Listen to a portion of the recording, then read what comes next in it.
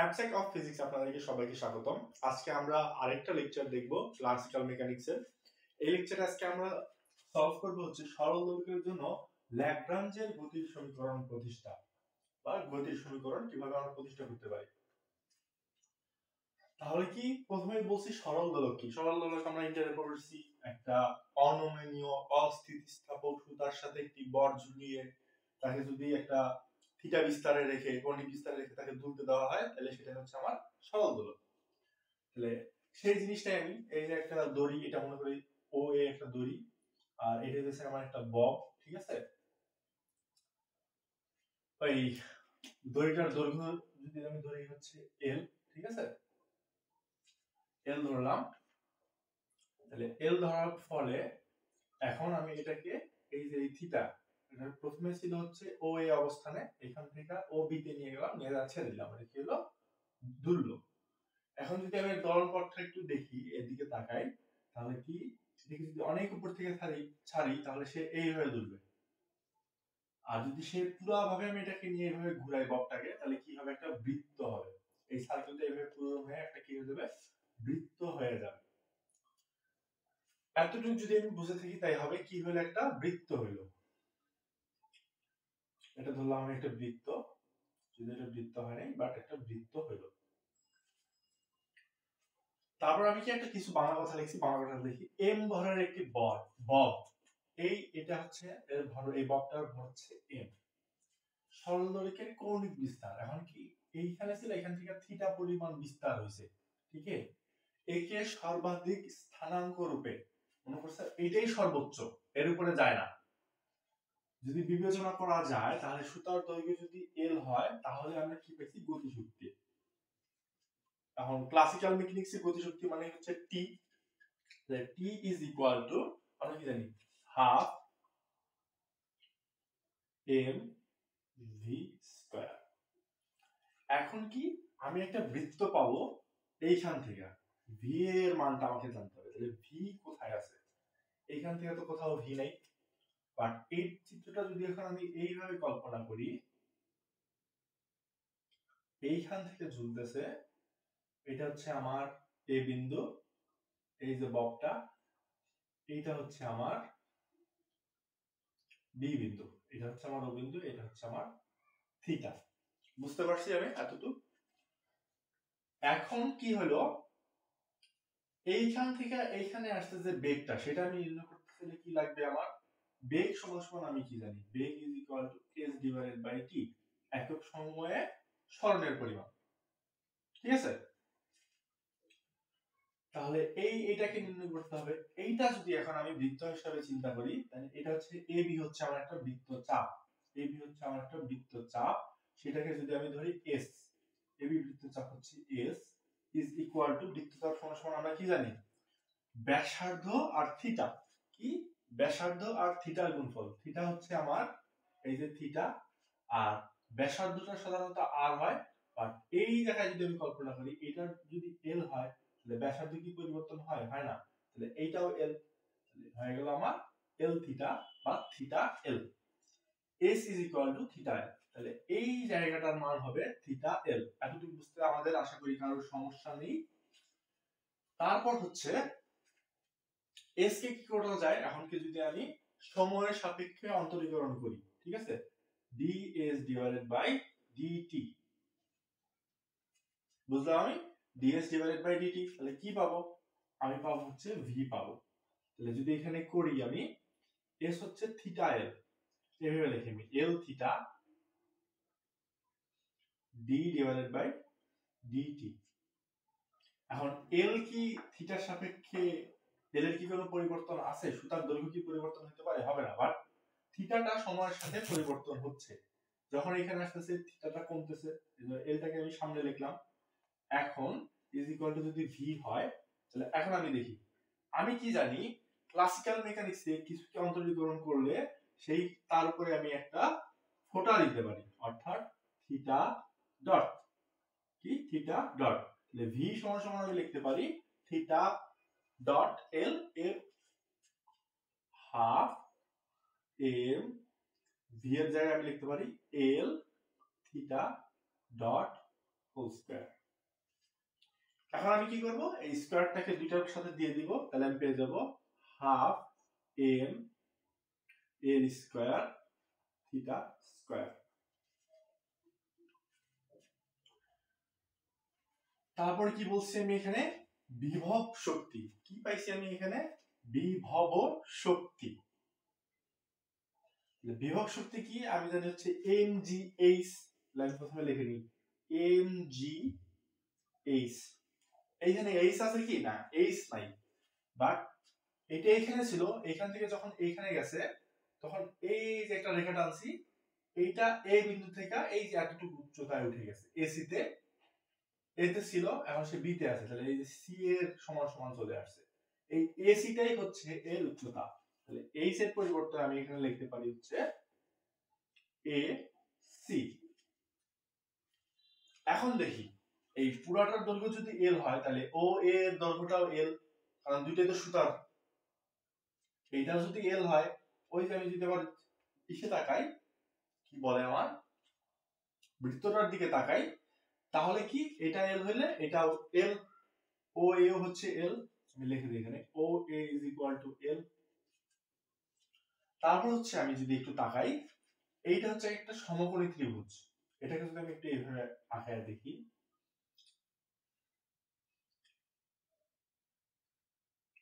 ও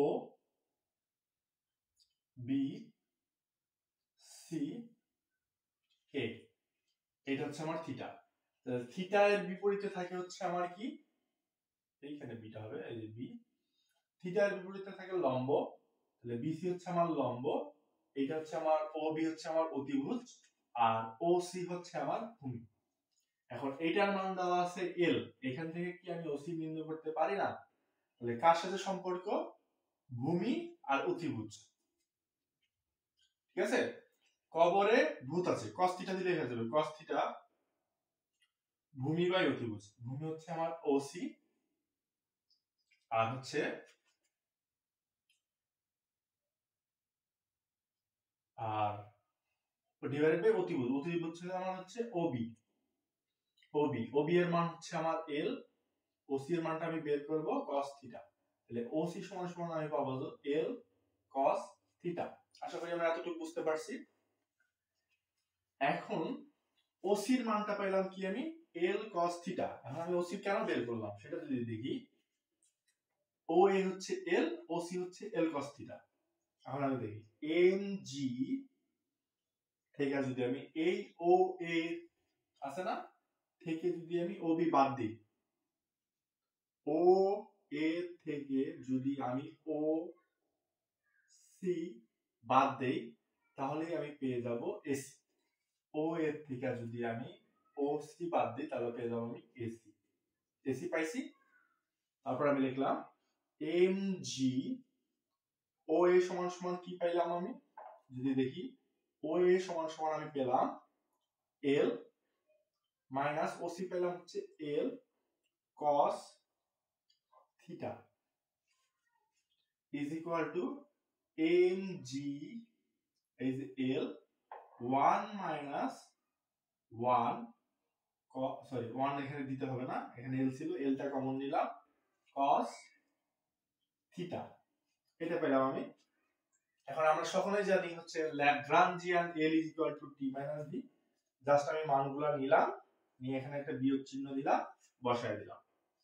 এখন এইটার পরে যেটা হবে সেটা আমি উপরে লিখবো, এগুলো আমার পরে লিখতে হবে, আমি আগে লিখে রাখছি যাতে আমাদের সময় বাঁচে। এখন আমরা এগুলো উপরে লিখবো, এটার পরে কি হবে,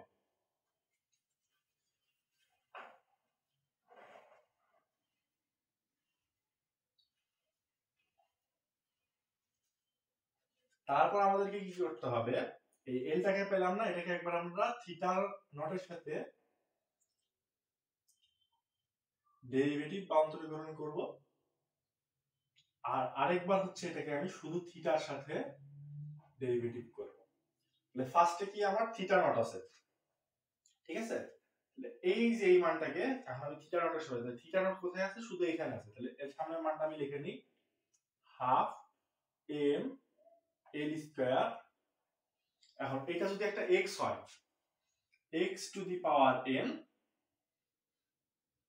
এটাকে কি করব d ডিভাইডেড বাই dx এর সাপেক্ষে পাওয়ারটা সামনে আসে x টা এখানে আসে n - 1 হয় তাহলে 2 টা সামনে আসবে তারপর উপর থেকে একটা পাওয়ার কমে যাবে থিটা নট 1 দেওয়া যাওয়ার কথা না দেওয়া কথা এই 2 আর এই 2 কেটে দেওয়া যায় তাহলে যদি আমরা কেটে দিই তাহলে আমরা মানটা পাবো m l square theta not এখন কি করব আমি আবার থিটার সাথে করব কি থিটা তাহলে দেখি আমি আর এটা তো জিরোই এইখানে যদি আমি থিটা নটের সাথে এখানে থিটা নট নাই তাহলে এটা আমি করতেই পারবো না তারপর হচ্ছে আমি থিটার সাথে যদি করি থিটা নট আছে থিটা আছে কি নাই তাহলে এটা বাদ পরে কি পেতেছি একটা মাইনাস পেতেছি আমি মাইনাসটা দিয়ে দিলাম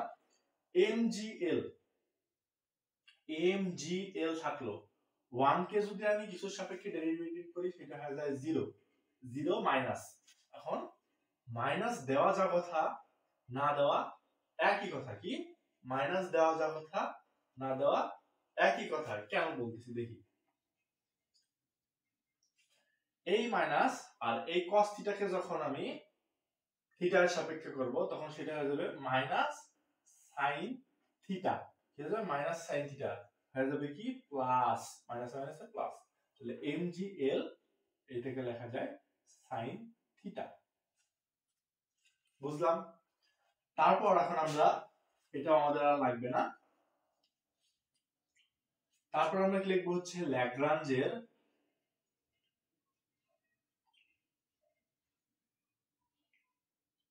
গতির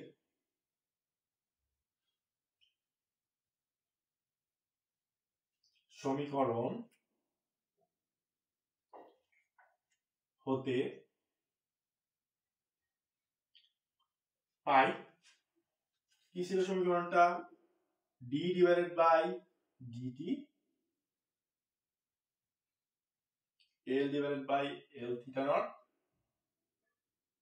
minus del l divided by অথবা curly dl divided by curly d theta is equal to 0 এখন জাস্ট আমি উপর থেকে মানগুলো বসাবো যদি আমি বসাই দেখি পা দেই তাহলে আমি পাবো হচ্ছে এটাকে যদি আমি dt এর সাপেক্ষে করি আগে আমি লিখে নিই মানগুলো d ডিভাইডেড বাই dt এটার মান হচ্ছে আমি পাবো mg l square theta naught minus এটার মান পাইছি হচ্ছে mg sin theta mgl sorry এটা তো এই সূত্রের মাইনাস এর আরেকটা মাইনাস আছে না সেই মাইনাসে এই যে মানের মাইনাস মাইনাসে মাইনাসে দেবে plus plus mgl sin theta is equal to 0 এখন আমি কি করতে পারি যদি তাকাই mgl স্কয়ার কি m ভর কি পরিবর্তন হবে থিটার সাথে সাথে g পরিবর্তন হবে না তারপর কি l2 হবে না বা থিটা কি কৌণিক বিস্তারটা সময়ের সাথে আমার পরিবর্তন হচ্ছে তাহলে সবগুলোকে আমি বাড়িয়ে দিয়ে দিব mgl square d divided by dt theta naught আমরা কি জানি একবার করলে একবার অন্তরীকরণ করলে থিটা দুইবার করলে দুইটা ফোঁটা হবে একটা ফোঁটা আছেই তার উপর কি হবে আরেকটা ফোঁটা যুক্ত হয়ে যাবে theta double dot plus mgl sin theta is equal to 0 বা m এখন দেখি কি করা যায় এখানে সরি এখানে আমি একটা ভুল করছি দেখি এই জিটা কোথা থেকে পেলাম এখানে তো কোনো জি হবেই না এখানে কি কোনো জি আছে জি নাই তো বা এম এল তাহলে পাবো একটা L theta double naught plus M G থাকবে শুধু এম এল তো সামনে চলে গেল জি থাকবে সাইন থিটাকে পাবো পাওয়ার পর আমরা কি করব ডাবল ডট এটাকে পাবো হচ্ছে আমি 0 এখন এইটাকে যদি আমি ওই পাশে দিয়ে ভাগ দেই ml টাকে যদি আমি ওই পাশে ভাগ দেই 0 হয়ে যাবে ওই লাইনটা আর আমি করলাম না জাস্ট এটা ভাগ দিলাম হয়ে গেল হচ্ছে 0 এই মানটা পাইলাম আমি এখন কৌণিক বিস্তার খুব ক্ষুদ্র হলে এটা যদি খুব এই যে এইখানে ছিল জাস্ট অল্প একটু নিয়ে ছেড়ে দিছি হালকা করে দুলতেছে তখন কি হবে সাইন থিটার মানটা এই যে প্রায় থিটা এর সমান হয়ে যাবে। এই চিহ্নটা দুইটা সমান চিহ্ন দিয়ে উপরে একটু বাঁকা, প্রায় থিটা এর সমান হয়ে যাবে। তখন আমি কি করতে পারবো, এই সাইন থিটার পরিবর্তে আমি থিটা লিখতে পারবো, এই সাইন থিটার পরিবর্তে আমি কি করতে পারবো থিটা লিখতে পারবো। এইখানে আমরা একটা লাইন শর্ট করছি, শর্টটা হচ্ছে উভয় পক্ষকে এল দ্বারা ভাগ দিছি। এই লাইন থেকে যদি আমি দেখি, এটা যদি এল দ্বারা ভাগ দেই, এল ডিভাইডেড বাই এল, এই এল কেটে যাবে, ঠিক আছে, প্লাস জি আছে, জি কেও আমরা এল দ্বারা ভাগ দিছি। আর এই যে সাইন থিটা আছে, সাইন থিটার পরিবর্তে এখন হয়ে যাবে থিটা, কারণ আমি বলে দিছি কৌণিক বিস্তার খুব ক্ষুদ্র হলে সাইন থিটা থিটা এর সমান। আমরা এটা পেয়ে গেলাম ইজ ইকুয়াল টু 0। ইহাই সরল দোলকের জন্য ল্যাগ্রাঞ্জের গতির সমীকরণ। আশা করি আমরা সকলে এটা বুঝতে পারছি।